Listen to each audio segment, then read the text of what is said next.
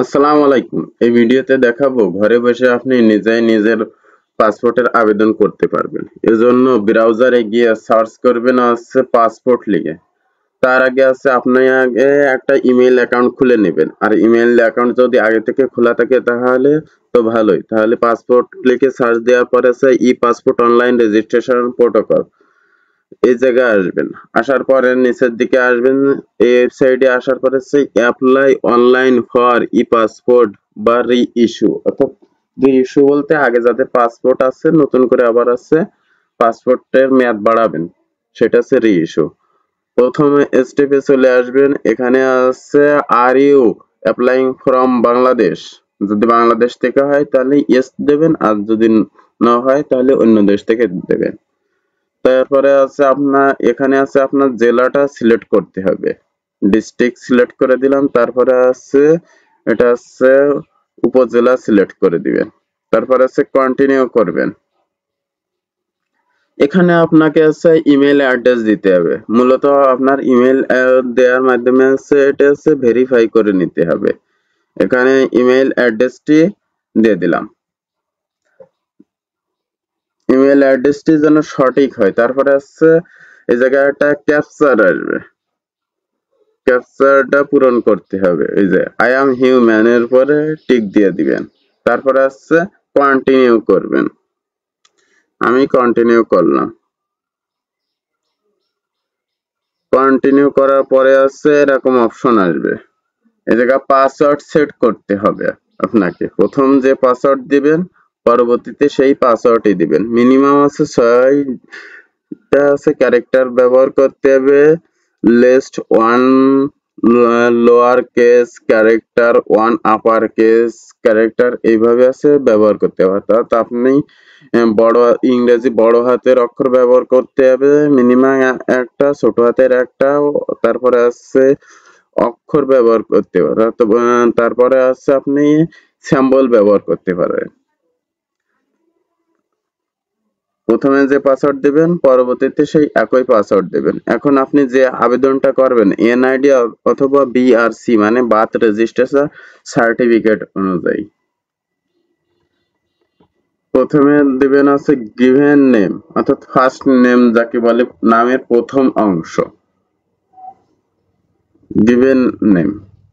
তারপর যদি একটা নাম হয় তাহলে শিওর নামে দিয়ে দিবেন। অপশনাল গিভেন নেম প্রথমটা আছে অপশনাল, অর্থাৎ প্রথমে হচ্ছে ফার্স্ট নেম, পরেরটা হচ্ছে লাস্ট নেম। যদি একটা নাম হয় তাহলে শিওর নামে দিবেন, আর দুইটা নাম হলে ভাগ করে করে দিবেন। তারপরে এই জায়গা থেকে আপনার মোবাইল নাম্বার দিতে হবে। এই মোবাইল নাম্বারটি এখানে দিয়ে দিবেন। এখানে আছে আবেদন করার ক্ষেত্রে আপনার দুটো মোবাইল নাম্বার প্রয়োজন হবে। একটা হচ্ছে নিজস্ব মোবাইল নাম্বার, আর একটা হচ্ছে গার্জিয়ানের মোবাইল নাম্বার, অর্থাৎ ইমার্জেন্সি কন্টাক্ট যার মাধ্যমে যোগাযোগ করবে। তারপর আছে আই এম হিউম্যান দিয়ে আছে ক্রিয়েট অ্যাকাউন্ট। এটা হচ্ছে আপনার অ্যাকাউন্ট খোলা আছে পাসপোর্টের আবেদন করার জন্য। এখন আপনার যে ইমেইলটা দিচ্ছেন এই ইমেইলে একটা আছে ভেরিফিকেশন অ্যাক্টিভেশন লিঙ্ক আছে। এই লিঙ্কে প্রবেশ করে আছে আমাকে ভেরিফাই করে নিতে হবে। আর যদি লিঙ্কটা না পেয়ে থাকেন তাহলে রিসেন্ড করবেন। এই যে দেখুন এই জায়গায় আমার লিঙ্কটা চলে এসেছে। এই লিঙ্কের উপরে ক্লিক করব। ক্লিক করলে আছে আমার ভেরিফাই হয়ে যাবে। ভেরিফাই হয়ে গেছে, সাইন ইন করব এখন। Your account is activate, sign in দিলাম। তারপরে ইমেল পাসওয়ার্ড দিয়ে আই অ্যাম হিউম্যান টিক দিয়ে আসছে সাইন ইন করবেন। এখন আমাকে আছে পাসপোর্টের জন্য আবেদন করতে হবে apply for a new E passport, অর্থাৎ বা রি ইস্যু করতে হবে। রি ইস্যু পাসপোর্ট প্রথমে আছে অর্ডিনারি পাসপোর্ট থাকবে।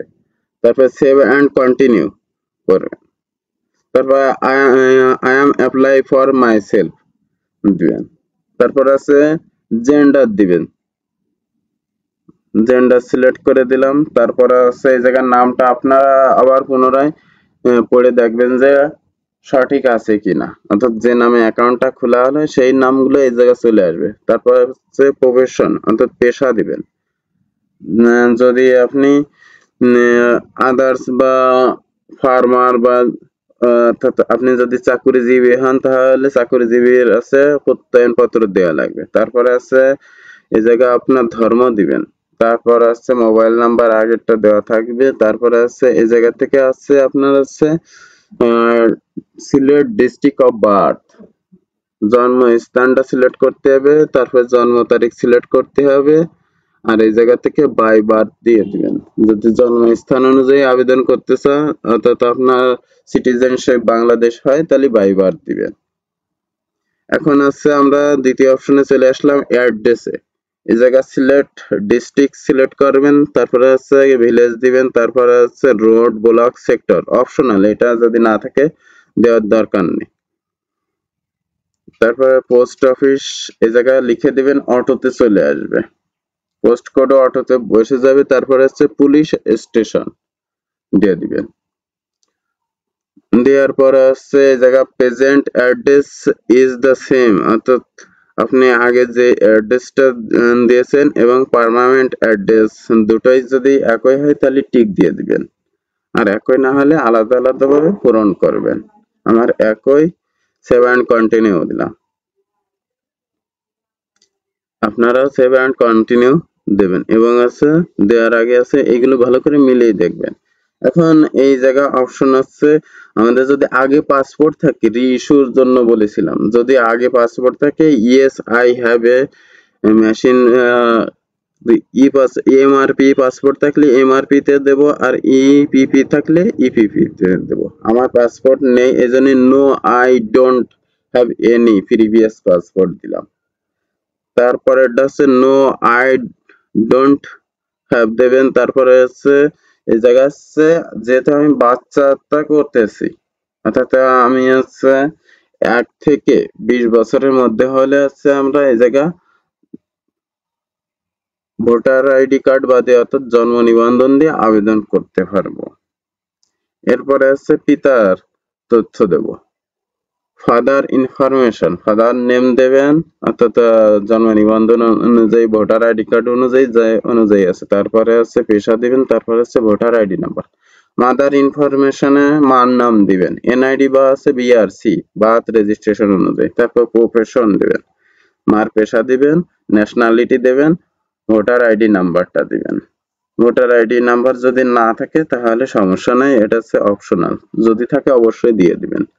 তারপরে আছে গার্ডিয়ান ইনফরমেশন, যদি গার্ডিয়ান পিতামাতার ভিতর থেকে যে কেউ না হয় তাহলে আছে এই টিকটে উঠিয়ে দিয়ে যে আছে গার্ডিয়ান হবে তার তথ্য দিবেন। তারপরে সেভ অ্যান্ড কন্টিনিউ করবেন। এখন আছে সিলেক্ট আছে ম্যারিটাল স্ট্যাটাস অর্থাৎ বিবাহিত নাকি অবিবাহিত বা ডিভোর্স যেটা আছে সেটা দিবে। সিঙ্গেল হলে আমি সিঙ্গেল দিয়ে দিলাম। এরপরে আছে ইমার্জেন্সি কন্টাক্ট, কার মাধ্যমে যোগাযোগ করবে, পিতার মাধ্যমে দিলাম ফাদার। তারপরে হচ্ছে পিতার তথ্যগুলো এই জায়গা পূরণ করে দিতে হবে, অর্থাৎ ইমার্জেন্সি কন্টাক্ট যার তার তথ্যগুলো এই জায়গা দিয়ে দিতে হবে।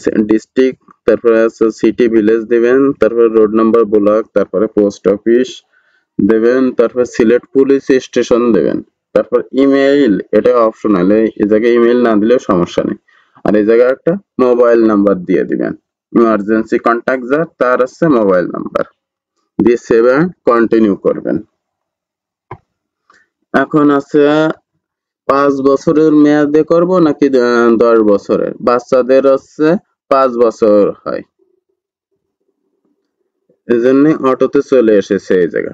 যদি বাচ্চা না হতো তাহলে এই জায়গা 10 বছর দেখাতো। এখন রেগুলার ডেলিভারি নাকি এক্সপ্রেস, রেগুলার মানে আছে যেটা আমরা 20-21 দিনে পেয়ে থাকি বা অর্থাৎ 15 বা 14 কর্ম দিবসের ভিতরে। তারপরে সেভ অ্যান্ড কন্টিনিউ দেওয়ার পরে এই জায়গার তথ্যগুলো ভালো করে মিলিয়ে দেখবেন। দেওয়ার পরে আছে এই জায়গায় টিক দিয়ে আছে কনফার্ম এন্ড আছে প্রসেস টু পেমেন্টে দিবেন। অবশ্যই উপরের তথ্যগুলো মিলিয়ে নেবেন। আমি কনফার্ম এন্ড প্রসেস টু পেমেন্টে দিলাম।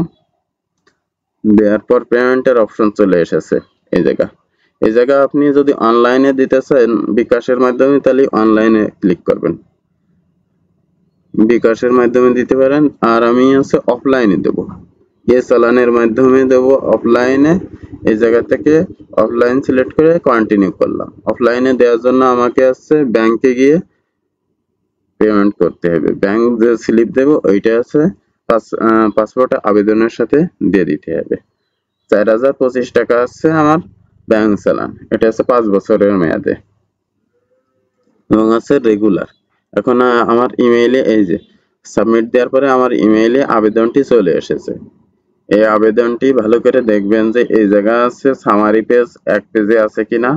যদি এক পেজে না থাকে তাহলে এই জায়গা থেকে আছে প্রিন্ট দিবেন। এই যে সামারি পেজটা, এই পেজটা এই জায়গা থেকে প্রিন্ট দিবেন। আর আবেদন কপিটা আছে ইমেল থেকে প্রিন্ট দেব। সামারি পেজ আছে আমার দুইটা লাগবে, একটা আছে ব্যাংকে জমা দিব আর একটা আছে পাসপোর্ট অফিসে, এজন্য আমি দুটো প্রিন্ট দিলাম। আর সাথে আছে বিদ্যুৎ বিলের কাগজ, তারপরে আছে অরিজিনাল কাগজ সাথে করে নিয়ে যেতে হবে এবং প্রত্যেকটার ফটোকপি এর সাথে দিয়ে দিতে হবে। এবং যার আছে পাসপোর্ট সে নিজে গিয়ে জমা দিবে।